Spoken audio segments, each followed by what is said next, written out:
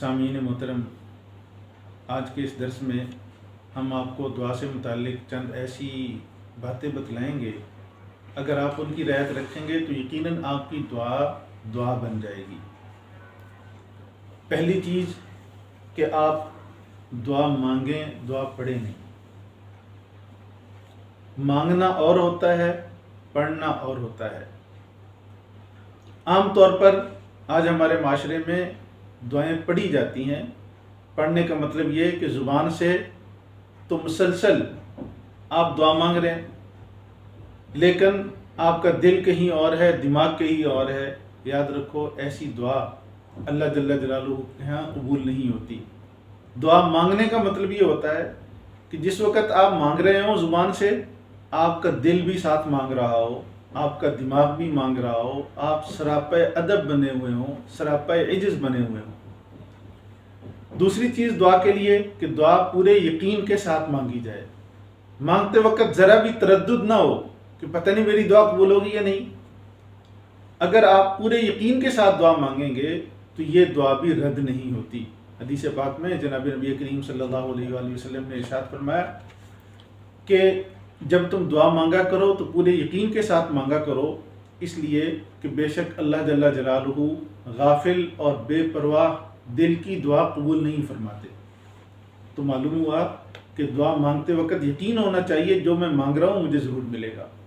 और तीसरी अहम शर्त यह है कि हम दुआ मांगें तो पूरी मांगें, अधूरी ना मांगें। बाज़ लोग दुआ के अंदर बुखल से काम लेते हैं, अधूरी दुआ मांगते हैं। कैसे? मसलन उन लोगों की दुआ में ये होता है कि या अल्लाह हम तो आपसे बस रिज़्क़ हलाल मांगते हैं, या अल्लाह हम तो आपसे नेक साले औलाद मांगते हैं, या अल्लाह हम तो आपसे बस जन्नत ही मांगते हैं। याद रखें, ये अधूरी और गलत दुआ है, ना मुकम्मल दुआ है।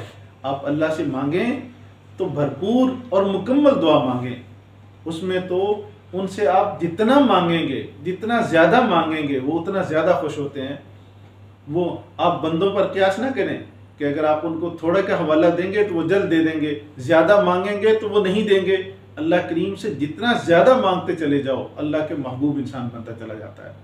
तो इसलिए अल्लाह करीम से दुआ मांगें तो अपनी छोटी छोटी ज़रूरतें, हाजतें भी उनके सामने रखें। जैसे प्यारे आका ने हदीस पाक में इरशाद फरमाया कि अगर तुम्हारे जूते का तस्मा टूट जाए तो भी अल्लाह से मांगो।